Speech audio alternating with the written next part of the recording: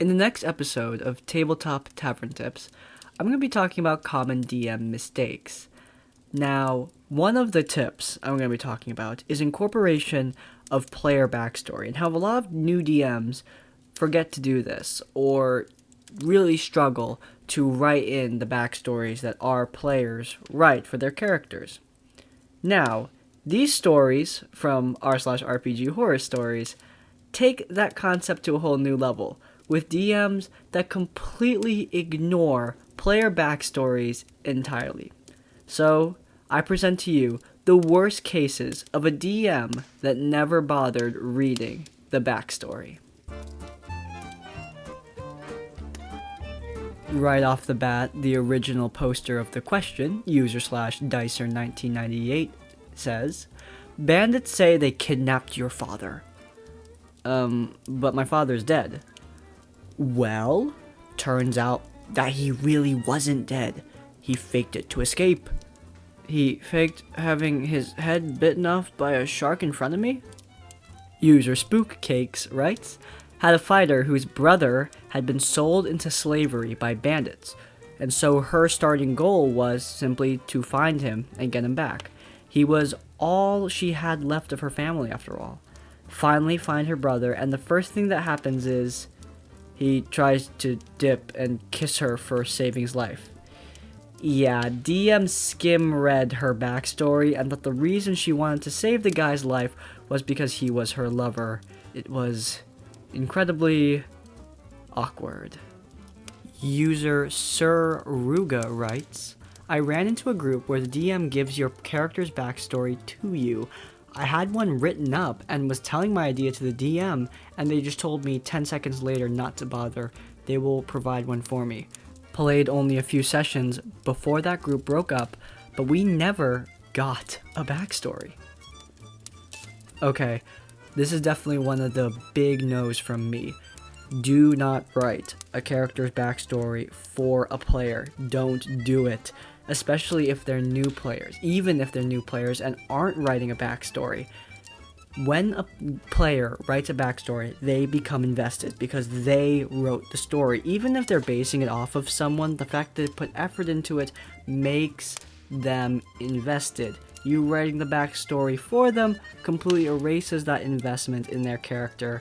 It's really, really bad. Don't do it. User Dececio says, I wrote a backstory of a halfling rogue who was enchanted by stories of adventure from a human swashbuckler. The halfling was the son of a well-off merchant family, and obviously they didn't like the fact that their son was having his head full of such dangerous, fanciful thoughts, such as becoming an adventurer. But he ran away and did it anyways. So I had a rogue that didn't have an edgy backstory, and in fact never stole from merchants because he knows what their life is like. But he never went near the halfling merchants because he was worried they'd recognize him and drag him back to father. Yeah, my DM just assumed I was being sketchy and trying to scope out people to rob.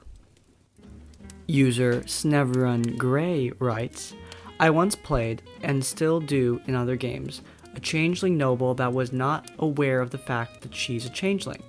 She was a slave who was bought by a royal family and raised as their own daughter because the lady of the house had a miscarriage.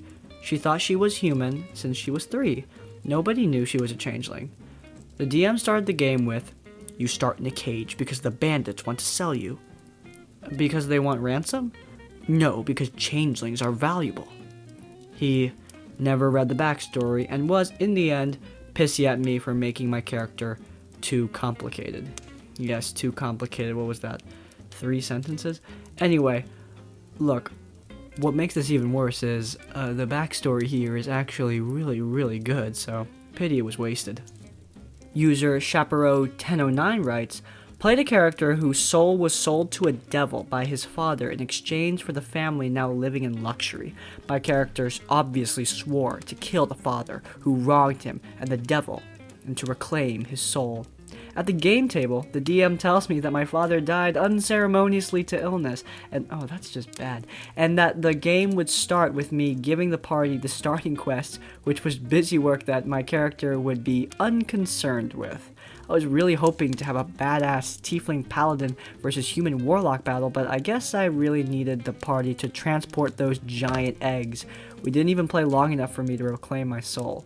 That one really sucks, because that backstory is also super awesome, and the DM just completely, intentionally just got rid of it. It's almost like they just didn't like the backstory at all. I mean, your father died unceremoniously, the one you swore revenge against? That's just awful. User Grey Warden Thorga writes, I once had a character whose backstory involved a daughter he was trying to keep secret and safe from her evil mother. So, naturally, the daughter came up during RP one session, and the DM is like, wait, what are you talking about? User Dubious Contraption had a wonderful response. His daughter was so secret, even the DM didn't know about her. User Lady Emery writes, I once had a DM ignore everything I'd written and make up a backstory in the very last session. I was playing a criminal warlock and I'd written a quick background to explain my warlock's reasons for making a deal with the patron, and not much else. But, in the very last session of the game, before we even started playing, he suddenly announced that he'd retconned everything, so now there was another bad guy we needed to also fight, as well as their normal BBEG, who was my character's father. Not only had my dad never been mentioned in the game before, but I never wrote anything about him, so without telling me, he decided to make up a bunch of stuff about him, including stuff he'd apparently previously done to my character, which I knew nothing about. It was weird. It was like, for whatever reason, he decided my character needed an emotional connection to a BBEG, but it was so forced and completely out of nowhere that it was hard for me to care about what was essentially a complete stranger he'd introduced at that late stage. This is exactly what I was talking about earlier with you cannot write a player's backstory because they will not be invested. Players need to come up with their backstories mostly on their own, or at least with your help. They need to be involved. They need to be heavily involved. A story a player writes will always trump a story written by someone else. Even if they're basing it off of something, the fact that they're putting effort into it and that they're investing themselves in it is what makes the story good. This DM committed a cardinal sin in my book by not only just randomly retconning stuff at the very last minute, which is never good, but also doing it to a player and adjusting her backstory to create a fake emotional connection. Not good. Not good at all. User Guy Jabugalo. I tried. Had one I extensively discussed the background, character concept, and playstyle with. A trickster type with extensive connections in the local underworld and who took a feat just to have the minor illusion cantrip, which he'd use for misdirection and to solve things as peacefully as possible. Play begins and my character is now declared to be a guard, chasing a band of kidnappers, none of whom he knows. At some point, I'm in hiding and trying to use my favorite cantrip to create the sound of a pursuing mob, in hopes of scaring off some of the kidnappers. They instead become immediately aware of my location behind a rock and shoot me full of arrows through the rock somehow. This was the same guy who had previously had enemies just suddenly ride in at the edges of maps, although we had a scout nearby actively looking for enemies. User Talkative Roomba writes, had a DM who advertised his game as RP heavy, combat light, and requested detailed character backstories from players. We provided. I'm convinced he was allergic to reading because basically every plot point he threw at us contradicted what we had written. For example, one time he railroaded us into the Feywilds, oh how pleasant, then insisted the Feywilds were too dangerous for us and that we wouldn't be allowed outside until we'd spent a year locked in a room to get accustomed to it. Half the party were elves. The cleric grew up in the Feywilds, had family there, and could contact them via sending. The druid was Fey-touch and betrothed to the fairy king. The rogue had a curse that was slowly turning her limbs to cold iron. I think we're good, mate. Obviously, there's a lot of problems with this story. Number one, if you're gonna request character backstories from players, I think that you are 100% obligated to use them in some way. If you are going to specifically say that you need to write detailed backstories, especially if you're going to have some kind of like page requirement, you better use it and read it, which clearly this DM did not. Railroading is obviously not good. And on top of that, the whole spending a year locked in a room, that's just lame. Like, that's just completely pointless to your entire story. Just your players sit in a room for a year. That's incredibly stupid. I don't understand this DM's logic. Alright, I'm gonna stop here.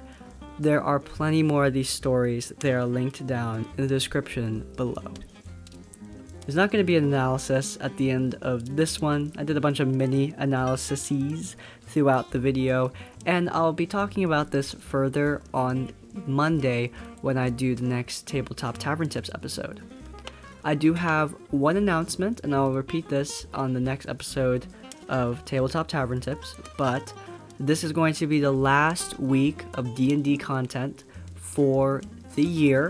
I will resume next year, but I'll be taking most of the Christmas break time off. The night before Christmas, I'll do a Happy Holidays video, as I did last year. And then I'll take a break until New Year's, and we will resume Dungeons and Dragons content. I'm not quitting, not going anywhere. I just am going to be capping things off with a little Christmas reading, and then we will move into the next year of content.